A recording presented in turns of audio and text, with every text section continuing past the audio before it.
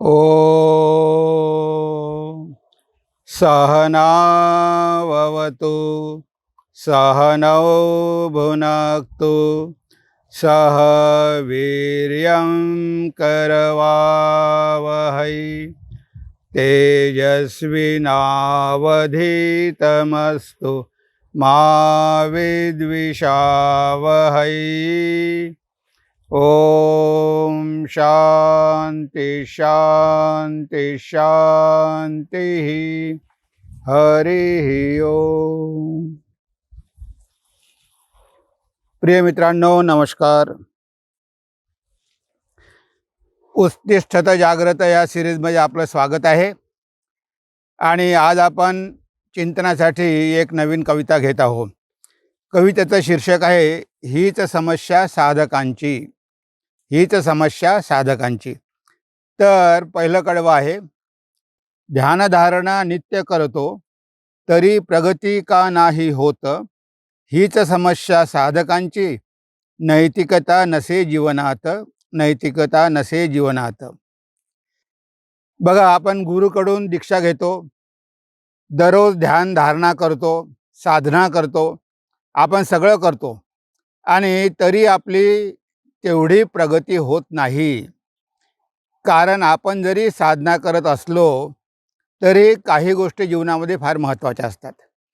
जर आपण जीवनामध्ये नैतिकतेचं आचरण करत नसू, व्यवहारामध्ये आपण नैतिकतेचं आचरण करत नसू, आपल्यामध्ये जर सद्गुण नसेल, दैवी संपद नसेल, तर आपण कितीही साधना केली तरी आपल्याला त्याचे परिणाम मिळणार नाही।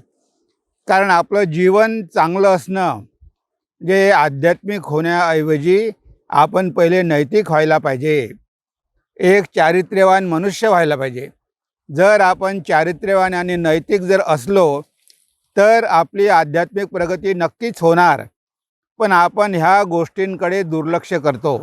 आज आपण बघतो विदेशामध्ये ते खूप वेदांत वाचतात, वेदांत ऐकतात आणि स्वतः अहम ब्रह्मास्मी, मीच ब्रह्म आहे, मीच ब्रह्म आहे असं म्हणतात। पण हे काही केवळ शब्द म्हणून उपयोग नाही। वेदांत काही शब्दासाठी नाही। तेव्हा वेदांताचं जीवन जगावं लागतं। ह्या लोकांना जीवन जगायचं नसतं, फक्त ऐकायचं। नुसतं ऐकून होत नाही, त्यासाठी अधिकारी व्हावं लागतं। वेदांताचे सुद्धा काही नियम आहे, ते नियम पालन करावे लागतात। काहीही पालन करायचं नाही, आपलं जीवन स्वेच्छेने जगायचं, पाहिजे तसं जीवन जगायचं। आणि इकडे मी वेदांतिस्ट आहे असंही म्हणायचं। तर केवळ बौद्धिक पातळीवर आपण लोकांना सांगू शकतो की मी आध्यात्मिक आहे, मी वेदांताचे क्लास अटेंड करतो, मी ध्यान करतो। पण इकडे मात्र जर कंपनी असेल, कंपनीमध्ये नोकरी करणारे कामगार आहेत, त्या कामगारांवर आपण अत्याचार करत असू, त्यांची पिळवणूक करत असू, त्यांना त्रास देत असू आणि इकडे आपण मात्र ध्यानही करत असू, वेदांताचे क्लासही ऐकत असू, तर त्यामुळे काही उपयोग होणार आहे का? जे आपलं जीवनही तसंच पाहिजे। आपल्या जीवनामध्ये सुद्धा इतरांविषयी करुणा, प्रेम, दया हे निर्माण झालं पाहिजे। जे आपण व्यवहारामध्ये जसे आहोत तसेच राहण्याचा प्रयत्न करतो, पण मात्र इकडे आपण आध्यात्मिक आहोत असं दाखवण्याचा प्रयत्न करतो। बऱ्याच लोकांना व्याख्यानं ऐकण्यामध्ये खूप आवड असते, ते खूप स्तुती करतात, टाळ्या वाजवतात, पण त्यामुळे त्यांचा बौद्धिक विकास होतो, पण आध्यात्मिक जीवनात मात्र विकास होत नाही।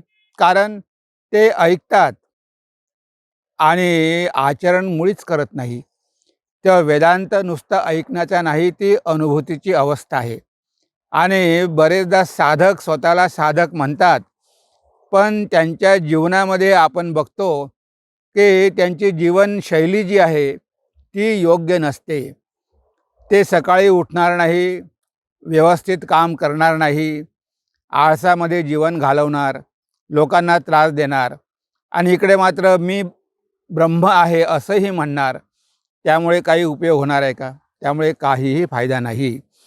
म्हणून ध्यानधारणा नित्य करतो तरी प्रगती का नाही होत, हीच समस्या साधकांची, नैतिकता नसे जीवनात. सत्य, सेवा, स्वाध्याय, श्रद्धा 4 मंत्र लक्षात असू द्या. येथे आणि याच जीवनी आत्मानंदाचा अनुभव घ्या. आता इथे फक्त 4च गोष्टी करायला सांगितलेल्या आहे आणि सगळ्या शास्त्रांचा हा सार आहे की कमीत कमी ह्या 4 मूल्यांचे तरी तुम्ही पालन करा. तुम्हाला जर आध्यात्मिक जीवनामध्ये प्रगती करून घ्यायची असेल तर कमीत कमी 4 मूल्यांचे तरी तुम्ही पालन केलं पाहिजे. सत्य, सेवा, स्वाध्याय आणि श्रद्धा. आता इथे सत्याचं आचरण केलं पाहिजे, सेवा करण्याचा भाव आपल्यामध्ये पाहिजे, स्वाध्याय नेहमी आपण चांगली पुस्तकं वाचली पाहिजे आणि आपली श्रद्धा पाहिजे. जे सगळ्याच गोष्टीवर भगवंतावर श्रद्धा पाहिजे, शास्त्रावर श्रद्धा पाहिजे, गुरुवर श्रद्धा पाहिजे, स्वतःवर श्रद्धा पाहिजे. जर ह्या 4 गोष्टी आपल्या जीवनामध्ये असेल तर बाकी इतर गोष्टी आपोआप होतील.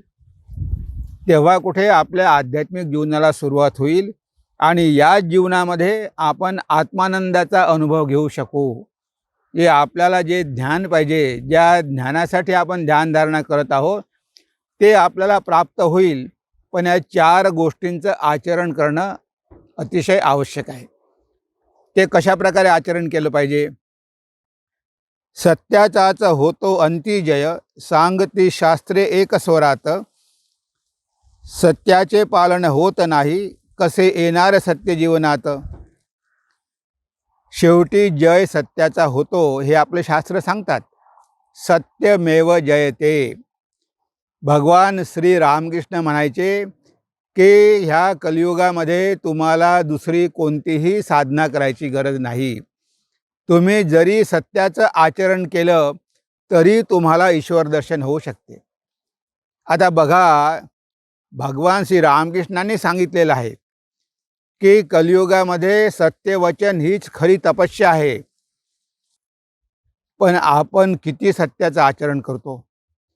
कमीत कमी आपण प्रयत्न तरी करतो का? आपल्या जीवनामध्ये सत्यामध्ये प्रतिष्ठित व्हायचं आहे, पण आपण कधी सत्याचं आचरण करण्याचा प्रयत्नसुद्धा करत नाही आणि छोट्या छोट्या गोष्टीसाठी आपण खोटं बोलतो, छोट्या छोट्या गोष्टीसाठी आपण तडजोड करतो. आता जीवनामध्ये तुम्ही भौतिक गोष्टीसाठी जर सत्याचा बळी देत असाल तर समजा की आध्यात्मिक जीवनामध्ये तुमची कधीच प्रगती होणार नाही. कारण सत्य हेच फाउंडेशन आहे. तुम्हाला शेवटी सत्याचा आश्रय घेऊन सत्य प्राप्त करून घ्यायचं आहे. ह्या जगामध्ये मी खोटं बोलेल, पाहिजे तसं बोलेल, मनामध्ये माझ्या एक, वचनामध्ये एक, कर्मामध्ये तिसरंच. जे काया वाचा मनानं जर आपण एक होऊ शकलो नाही, म्हणजे जसं आपण विचार केला तसंच बोललो पाहिजे आणि जसं बोललो तसंच केलं पाहिजे, तरच लोकांचा आपल्यावर विश्वास बसेल. आता आपण आतमध्ये एक आणि बाहेर एक, त्याला कपटी मनुष्य म्हटलं आहे. तो दाखवतो एक आणि करतो मात्र दुसरंच. तोंडावर तुमची खूप स्तुती करेल पण मात्र तो तुमचा घात पण करायला मागे पुढे पाहणार नाही. असे लोक पण खूप आहे. त्यामुळे जगामध्ये खूप सावध राहावं लागतं. कारण खरं बोलणाऱ्या लोकांची संख्याच कमी कमी होत चाललेली आहे. प्रामाणिकपणा कुठे राहिलेलाच नाही. एकमेकांचे कसे खिसे कापायचे हे सगळं सुरू आहे. आता ईर्ष्या आहे, द्वेष आहे, अहंकार आहे आणि इथे लोभ पण आहे. आता हे सगळे दुर्गुण आपल्यामध्ये असेल तर आपण सत्य बोलणार का? आपण कधीही सत्य बोलणार नाही. आणि सत्याचं आचरण केलं नाही तर आपण कितीही साधना केली तरीही काहीही निष्पन्न होणार नाही. आपलं कोणीही ऐकणार नाही, आपल्या शब्दामध्ये जोर पण येणार नाही आणि आपण सत्यापर्यंत पोहोचू पण शकणार नाही. म्हणून पहिली पायरी आहे आध्यात्मिक जीवनाची सत्य. सत्य सत्याचाच होतो अंती जय, सांगती शास्त्रे एक स्वरात. सत्याचे पालन होत नाही, कसे येणार सत्य जीवनात. आपले सगळी शास्त्र, सगळी पुराणं, कितीतरी उदाहरणं आहे. राजा हरिश्चंद्राचं उदाहरण आहे, युधिष्ठिराचं उदाहरण आहे. कितीतरी पुराणामध्ये उदाहरणं आहेत, उपनिषदामध्ये सांगितलेलं आहे. हे सगळं असूनसुद्धा आपण सत्याशी तडजोड करतो आणि सत्याशी तडजोड केली की आपण आध्यात्मिक जीवनात पुढे जात नाही. म्हणजे आध्यात्मिक जीवनाची आपण आत्महत्या करतो. जे असं होत नाही. आपण थोडं आत्मपरीक्षण केलं पाहिजे की आपण एवढी साधना करूनही आपली प्रगती का होत नाही. कुठेतरी पाणी मुरते आहे. आपण करतो पण परिणाम काहीच दिसत नाही. म्हणून इथे सत्याचं आचरण खूप महत्त्वाचं आहे. त्यानंतर सर्वांमध्ये एकच आत्मा ठेवा असा बोध जागृत. प्रेमपूर्वक सेवा करा, करू नका कुणा दुःखित. आता सेवा म्हटलं आहे. दुसरा मंत्र आपला काय आहे? पहिला आहे सत्य आणि दुसरा आहे सेवा. आपल्याला सेवा तर करायचीच आहे. सेवा केल्याशिवाय किंवा कर्म केल्याशिवाय आपण राहू शकत नाही. आता जर कर्म करायचं आहे, असं कर्म करा की तुमच्या कर्मामुळे कुणालाही इजा होऊ नये. तुम्ही तुमचा स्वतःचा स्वार्थ बघा, पण स्वतःचा स्वार्थ बघताना इतरांना इजा करू नका. स्वामी विवेकानंद एका ठिकाणी म्हणतात, नैतिकताची व्याख्या ते देतात. ते म्हणतात की what ever is selfish is immoral and what ever is unselfish that is moral. जे काही स्वार्थपर आहे ते अनैतिक आहे आणि जे काही निस्वार्थपर आहे तेच नैतिक आहे. बघा, तर ही आहे खरी परीक्षा. आपण कर्म करताना, लोकांना मदत करताना हा विचार करायचा की मी हे जे कर्म करत आहे त्यामुळे लोकांना काही फायदा होणार आहे का. मला फायदा होत असेल पण लोकांचं नुकसान होत असेल तर मी करणार नाही. जे ही खरी परीक्षा आहे. आणि आपल्यालाही फायदा झाला पाहिजे, लोकांना पण फायदा झाला पाहिजे. लोकांना नुकसान करून मात्र तुम्ही जर फायदा कमावत असाल तर ती सेवा नव्हे, तो स्वार्थीपणा झाला. तो लोकांशी घात करणं झाला, लोकांना फसवणं झालं. म्हणून सर्वांमध्ये एकच आत्मा, हे तत्त्व आपण लक्षात ठेवायला पाहिजे. की शेवटी आपण फसवतो कुणाला? स्वतःलाच आपण फसवतो. आपल्याला वाटतं की आपण दुसऱ्यांना फसवलं, पण इथे दुसरं कोणी नाहीच. तुम्हीच सगळ्यांमध्ये आहात. तुम्हाला आता कळत नाही. तुम्ही एका शरीराशी आसक्त झाल्यामुळे तुम्हाला वाटते की मी म्हणजे एवढा मर्यादित आहे, पण आपलं अस्तित्व मर्यादित नाही. आपण सगळ्यामध्ये विराजमान आहो. ईश्वर सर्वभूतानां, हा परमेश्वर सगळ्यांच्या शरीरामध्ये वास करणारा आहे. आता तुम्ही इतरांना त्रास देता म्हणजे स्वतःलाच त्रास देता आणि इतरांवर उपकार करता म्हणजे स्वतःवरच उपकार करता. परोपकार म्हणजे स्वतःवरच उपकार होय, स्वामीजी म्हणतात. आपल्याला हे कळत नाही की सगळ्यामध्ये तो एकच परमेश्वर वास करत असतो. आता आपण इतरांना इजा करणं म्हणजे परमेश्वरालाच इजा करणं आहे. आता तुम्ही त्या जिवंत ईश्वराला जर त्रास दिला तर त्या कर्माची फळं तुम्हाला दुःखाने भोगावी लागतात. म्हणजे तुमच्या जीवनामध्ये त्या कर्माचं फळ येईल आणि ते म्हणजे दुःखच येणार आहे वाट्याला. तर आपण दुःख कशाला ओढवून घ्यायचे? आपल्या जीवनामध्ये दुःख येतात कशामुळे? ह्या अशा आपल्या वाईट कर्मांमुळे. तेव्हा सेवा करा. सेवा कसली? पूजा करा.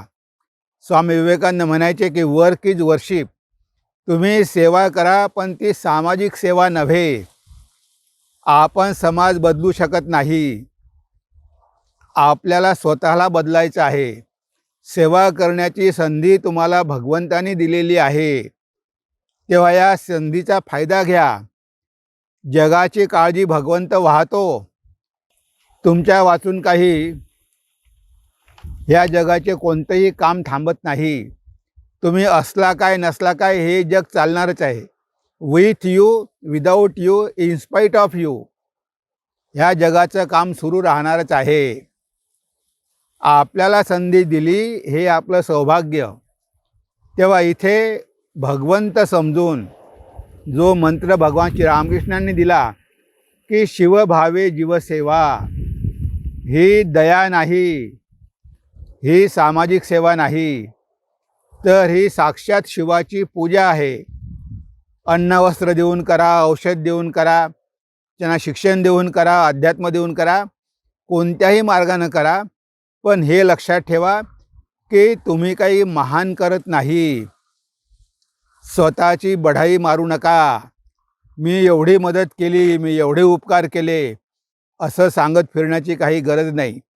त्या व्यक्तीनं तुम्हाला सेवा करण्याची संधी दिली, त्या व्यक्तीचे तुम्ही आभारी असा. त्या व्यक्तीला धन्यवाद द्या की तुम्हाला दया दाखवण्याची संधी त्यानं दिली. म्हणून दुसरी महत्त्वाची गोष्ट म्हणजे आपल्या जीवनामध्ये सेवाभाव पाहिजे, पण ह्या सेवेच्या मागे स्वतःचा अहंकार नको. तर इथे ज्याची आपण सेवा करतो त्याला उच्च स्थान देऊन, त्याला प्रणाम करून, त्याला विनंती करून मग त्याला दान द्यायचं असतं. आणि जे काही द्यायचं आहे श्रद्धया देयम अश्रद्धया अदेयम. श्रद्धापूर्वक द्या. जर त्या दानामागे श्रद्धा नसेल तर देऊ नका. फाटके कपडे आहे, कालचं अन्न आहे सडलेलं, अशा गोष्टी कधीच देऊ नका. तुम्हाला द्यायचं आहे ते चांगलं द्या आणि श्रद्धापूर्वक द्या, तर ते भगवंतापर्यंत पोचेल. म्हणून दुसरी गोष्ट म्हणजे सेवा करण्याचा आपण अभ्यास केला पाहिजे. सत्याचं आचरण तर केलंच पाहिजे, पण सेवा केल्यामुळे आपलं हृदय विस्तारित पावतं. आपण एका शरीरापुरतं संकुचित राहत नाही. आपण आपल्याला इतरांमध्ये सुद्धा बघायला शिकतो. म्हणून सेवेची सवय लावणं खूप आवश्यक आहे. जिथे कुठे सेवेची गरज असेल, जिथे कुठे व्हॉलेंटिअर पाहिजे असेल, तिथे आपण जाऊन अवश्य हाजरी लावली पाहिजे. बरेच कार्यक्रम असतात, त्या ठिकाणी गरज असते लोकांची, तिथे आपण प्रथम गेलं पाहिजे. आपण म्हणतो की नाही आज मला सुट्टी नाही, आज वेळ नाही, मी करू शकणार नाही. आपण अशा संध्या गमावून टाकतो. आपण काहीतरी बहाणा शोधतो, काहीतरी कारण दाखवतो आणि मिळालेली संधी आपण गमावून बसतो. जर आपल्याला अशी संधी उपलब्ध झालेली असेल, एक दिवस सुट्टी टाका, हरकत नाही. कारण काम तर आपण करतो ऑफिसमध्ये पैशासाठी, पण ही भगवंताची सेवा आहे. तेव्हा त्यासाठी एक दिवस जर चांगल्या सत्कर्मासाठी गेला तर वाईट काय आहे? तेवढंच आपल्या हातून पुण्य घडतं. पण आपण त्याचा विचार करत नाही, कारण ते दिसत नाही ना. तुम्हाला काही रोखठोक मिळत नाही, तेव्हा काही दिसत नाही. आपल्याला वाटतं की काहीच तरी मिळत नाही, पण भगवंताची कृपा मिळते ना. तुम्ही भगवंताच्या कार्यामध्ये मदत केल्यामुळे भगवंताची कृपा तर मिळतेच तुम्हाला, पण हा विचार आपण कधी करत नाही. म्हणून दुसरं महत्त्वाचं सूत्र आहे की आपण सेवा केली पाहिजे. तिसरं आहे शास्त्राचे अध्ययन करिता होते विवेकबुद्धी जागृत, स्वाध्याय ही साधना असे जाते घेऊन निज ध्येयाप्रत.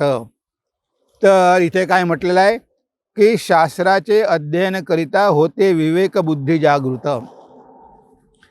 आता हे आपल्याकडे एवढे शास्त्र आहे, हे कशासाठी आहे? कारण आपण जगामध्ये आल्यानंतर भगवंताने आपल्याला शरीर दिलेलं आहे, मन दिलेलं आहे, इंद्रिय दिलेली आहे. आता ह्या शरीर मन इंद्रियाचा वापर कसा करावा हे आपल्याला मुळीच माहिती नसते. आपल्या मनामध्ये अनेक जन्माचे विचार, कामना, वासना, संस्कार पडलेले असतात आणि आपण त्यानुसारच आचरण करत असतो.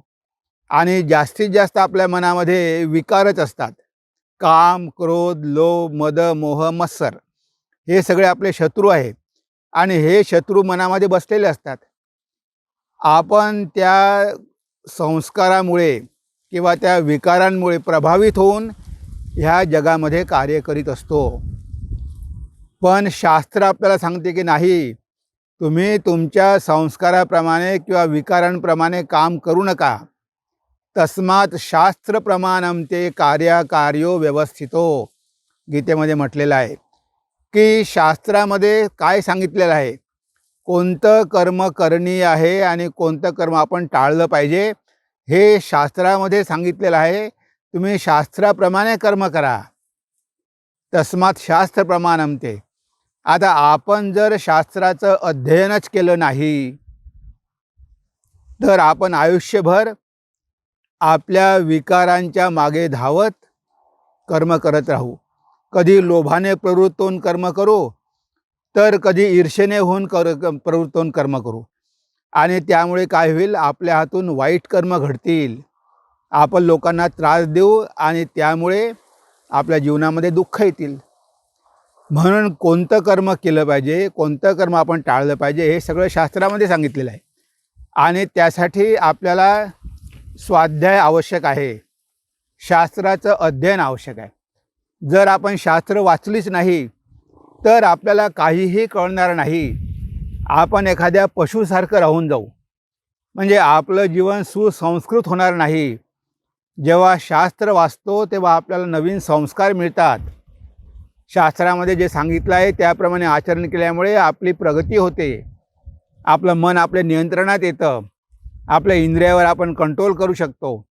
हे सगळं शास्त्रामध्ये सांगितलेलं आहे. तुम्ही विषयांच्या मागे धावू नका. इंद्रिय तुम्हाला बाहेर घेऊन जाते, पण शास्त्र म्हणते की नाही, त्या इंद्रियांना अंतर्मुख करा.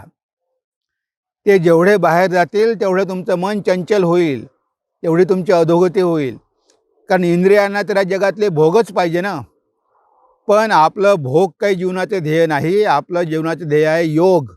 भगवंताशी योग कसा व्हावा, भगवंताच्या चरणी मन कसं लागावं, हे आपल्याला शास्त्र सांगू शकते. ध्यान कशा प्रकारे केलं पाहिजे, इंद्रिय निग्रह कशा प्रकारे केला पाहिजे, मनाचा निग्रह कसा केला पाहिजे, ही सगळी माहिती आपल्याला शास्त्रामध्ये मिळते. तुम्ही राजयोग वाचला, पतंजलीचे योगसूत्र वाचले, तुम्हाला कळते की मनाचं कसं नियंत्रण केलं पाहिजे. तुम्ही कर्मयोग वाचला, तुम्हाला कळते की कर्म कसं केलं पाहिजे, कर्माचं रहस्य काय आहे. तेव्हा ह्या सगळ्या गोष्टी शास्त्रामध्ये आहे. त्यानुसार आपल्याला वागायला पाहिजे. आणि पहिले तर वाचायला पाहिजे, आणि वाचल्यानंतर मग त्यानुसार आचरण करायला पाहिजे. शास्त्राचे अध्ययनकरिता होते विवेक बुद्धी जागृत. आता मुख्य काम काय आहे, विवेक बुद्धी. जेव्हा आपण शास्त्राचं वाचन करतो, शास्त्राचं अध्ययन करतो, तेव्हा आपल्याला कळतं की हे जग म्हणजे नश्वर आहे, हे जग अनित्य आहे, ईश्वरच नित्य आहे, भगवानच नित्य आहे, आत्माच नित्य आहे. आणि तो आत्मा आपल्या शरीरामध्ये आहे, तो चैतन्य स्वरूप आहे, तो कधीही न मरणारा आहे. आणि हे शरीर पंचभूताचं बनलेलं आहे. म्हणजे आपल्यामध्ये दोनही आहे. आपल्यामध्ये अमरत्वही आहे आणि मृत्यूही आहे. पण आपण कधीच तो विवेक करत नाही. मी कोण आहे हा प्रश्न आपण कधी विचारतच नाही. मी शरीर नाही, मन नाही, इंद्रिय नाही, बुद्धी नाही. मी ह्या शरीरामध्ये वास करणारे चैतन्य आहे. मी आत्मचैतन्य आहे. मी कायम राहणार आहो. हे शरीर जाईल, सगळं जाईल, हे जग जाईल, पण मला मात्र मृत्यू नाही, कारण मला कोणीही मारू शकत नाही. नैनम छिंदंती शस्त्रानी नैनम दहती पावक. मला शस्त्र कापू शकत नाही, अग्नी जाळू शकत नाही, असा आत्मा मी आहे. आता ही विवेकबुद्धी आहे. आणि या जगामध्ये चांगलं आणि वाईट, धर्म आणि अधर्म ह्या गोष्टी आहेच. तेव्हा आपल्या बुद्धीमध्ये विवेक पाहिजे की काय घ्यायचं आणि काय सोडायचं. त्या धर्माप्रमाणे आचरण करायचं, अधर्म सोडायचा. आता बुद्धीमध्ये विवेकच नसेल, काय चांगलं काय खराब हेच बुद्धीला माहिती नसेल, कोणाशी मैत्री केली पाहिजे. दुर्योधन बघा, आता दुर्योधनाच्या मनामध्ये इतके विकार, शेवटी त्यानं स्वतःचा नाश करून घेतला. म्हणजे बुद्धीमध्ये विवेक पाहिजे की माझी वागणूक धर्माच्या विरुद्ध आहे का. जर मी अधर्माच्या मार्गाने वागत असेल तर माझा विनाश झाल्याशिवाय राहणार नाही. तर ह्या सगळ्या गोष्टी आपल्याला शास्त्रामधून कळतात. शास्त्र अध्ययन आणि प्रवचन ह्या गोष्टी आपण जीवनामध्ये केल्या पाहिजे. स्वाध्याय प्रवचनाभ्याम न प्रमदितव्यम. उपनिषदामध्ये म्हटलं आहे की स्वाध्याय आणि प्रवचन ह्या दोन गोष्टींकडे आपण कधीच दुर्लक्ष करू नये. स्वाध्याय म्हणजे शास्त्राचं वाचन करणं, आणि त्या चांगल्या गोष्टी शास्त्रातल्या लोकांना समजून सांगणं. स्वाध्याय प्रवचनाभ्याम. कारण लोकांना वाचायला वेळ मिळत नाही, तेव्हा तुम्ही वाचा आणि सामान्य लोकांना सांगा, त्यांना समजेल अशा भाषेमध्ये सांगा, तेव्हा ह्या शास्त्राचा प्रचार होईल. तेव्हा स्वाध्याय प्रवचनाभ्याम न प्रमदितव्याम. स्वाध्याय केल्यामुळे विवेकबुद्धी जागृत होते. विवेकबुद्धी जागृत झाल्यामुळे जगावरची आसक्ती कमी होते. कारण आपल्याला कळते की हे जग कसं आहे, नश्वर आहे, हे क्षणिक आहे. ब्रह्मसत्य जगन मिथ्या, हे खोटं आहे, हे दिसते पण याचं अस्तित्व नाही. आता आपल्याला हे जेव्हा कळतं तेव्हा आपण या गोष्टीवर जास्त आसक्त होत नाही. जी गोष्ट नष्ट होणारी आहे, मरणारी आहे, नाशिवंत आहे, ती एक दिवस जाणारच आहे. त्यामुळे आपल्याला उगीचंच दुःख होतं. पण जर आपल्याला माहिती असेल की हे गोष्ट जाणारच होती आणि आज नाही उद्या आपलं शरीर पण जाणारच आहे, हे जर आपल्याला माहिती असेल तर मग तेवढं दुःख होणार नाही. म्हणून शास्त्राचं अध्ययन करणंसुद्धा अतिशय आवश्यक आहे. म्हणून म्हटलं आहे, शास्त्राचे अध्ययन करिता होते विवेकबुद्धी जागृत. स्वाध्याय ही साधना असे, जाते घेऊन निज ध्येयाप्रत. ही सुद्धा साधनाच आहे.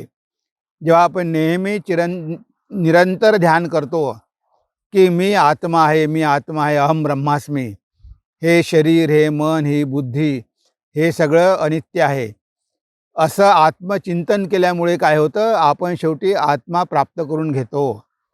आपलं मन ह्या जगामधून निघून जातं आणि आत्म्यावरती स्थिर होतं. आणि जर मन आपलं आत्म्यावरती स्थिर झालं, एकाग्र झालं, पवित्र झालं, तर आपल्याला कळतं, आपल्याला अनुभूती येते, आत्मसाक्षात्कार होतो आणि आपण आपल्या ध्येयापर्यंत पोहोचून सगळी बंधनं तुटून पडतात. जन्ममृत्यूच्या आपण पलीकडे जातो. म्हणून शास्त्राचं अध्ययन करणंसुद्धा आवश्यक आहे. नक्कीच करणार लाभ सत्याचा, असा विश्वास बाळगा मनी. इच्छाशक्तीला प्रबळ करा, लाभेल सत्य याच जीवनी, लाभेल सत्य याच जीवनी.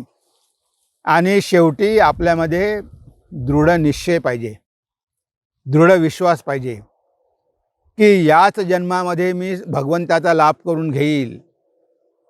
हा मला जन्म मिळाला आहे, मनुष्य जन्म अतिशय दुर्मिळ आहे, ह्या जन्मामध्ये मी भगवान लाभ करून घेणारच घेणार, अशी आपली बुद्धी पाहिजे. बुद्धीमध्ये इच्छाशक्ती प्रबळ पाहिजे. नाहीतर होईल, घाई कसली आहे, या जन्मात नाही पुढल्या जन्मात होईल, आज नाही उद्या होईल, असा मिळमिळीत भाव आपण ठेवू नये. जर आपल्याला शक्य आहे आणि प्रत्येक मनुष्याला शक्य आहे, या जन्मामध्येच आत्मसाक्षात्कार करून घेणं शक्य आहे. आता अनेक लोकांनी करून घेतला. जर या जन्मामध्ये करून घेणं शक्य आहे, मग वाट कशाला बघायची? पुढच्या जन्मामध्ये काय होईल याची गॅरंटी आहे का? या जन्मामध्ये आपल्याला संधी मिळालेली आहे. आपण चांगल्या परिसरामध्ये, चांगल्या परिवारामध्ये, चांगल्या कुटुंबामध्ये जन्माला आलेलो आहे. आपल्याला चांगले संस्कार मिळालेले आहे. आपल्याला ह्या आध्यात्मिक गोष्टी माहिती झालेल्या आहे.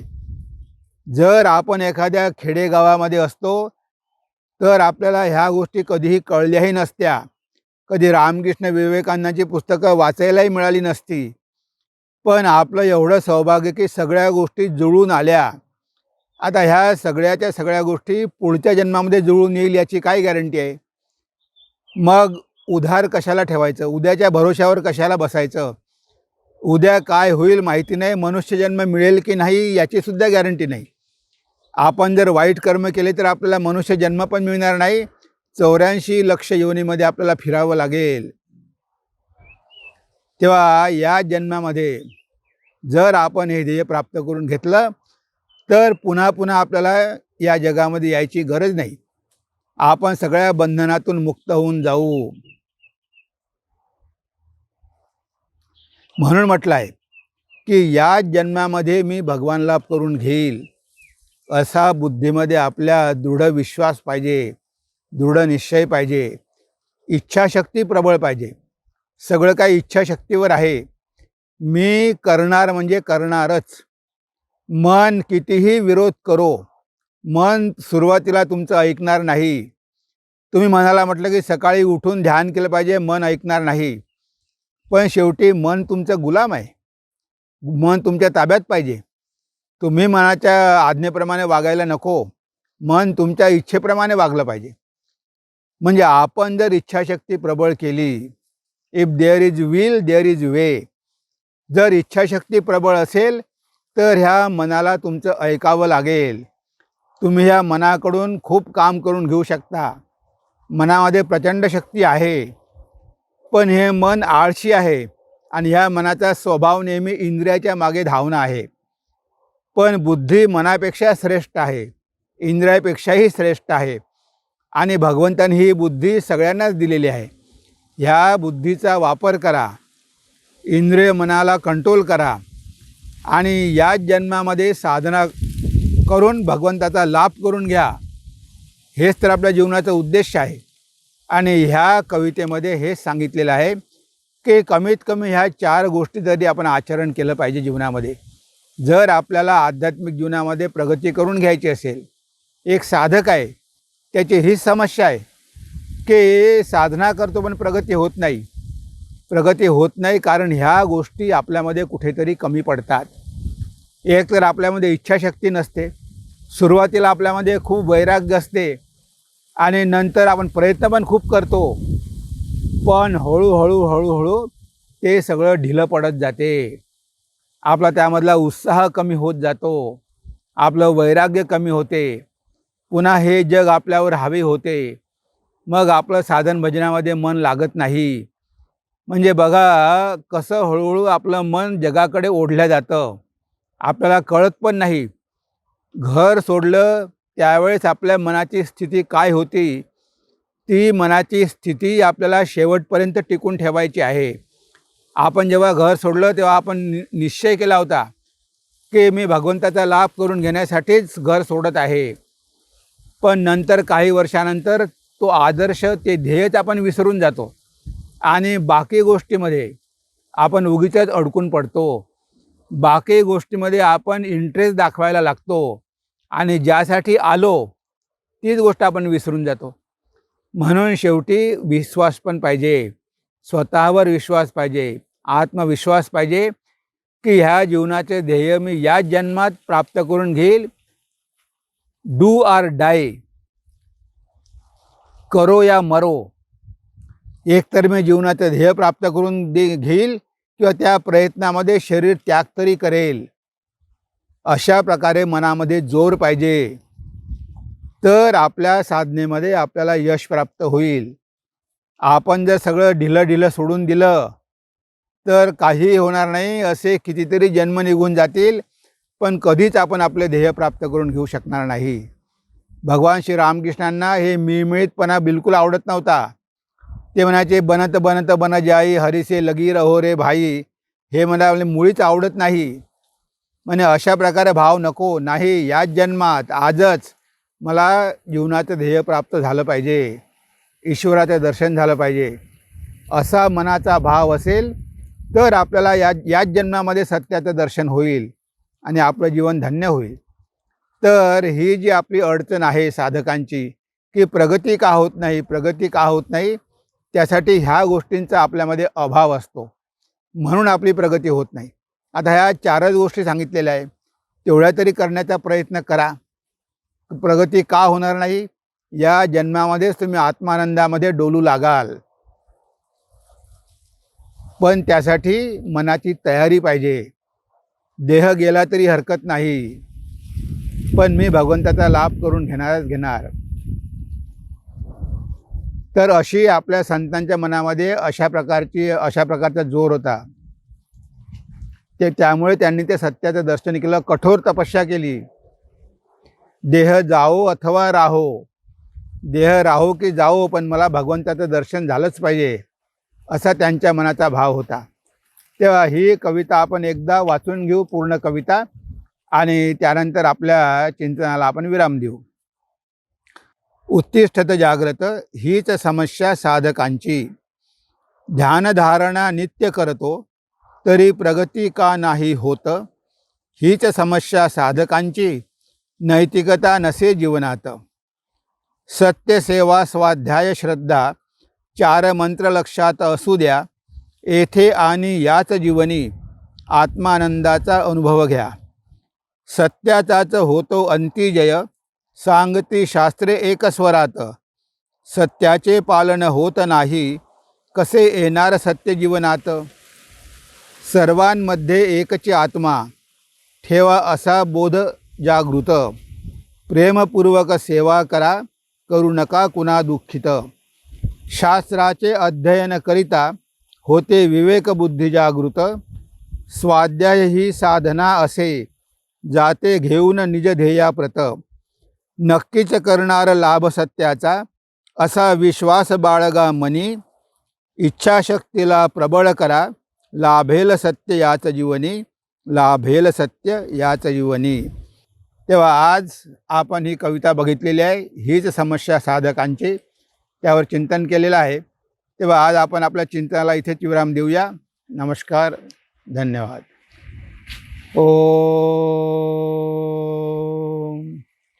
सर्वे भवन्तु सुखिनः, सर्वे सन्तु निरामया, सर्वे भद्राणि पश्यन्तु, मा कश्चित् दुःखभाग् भवेत्, मा कश्चित् दुःखभाग् भवेत्.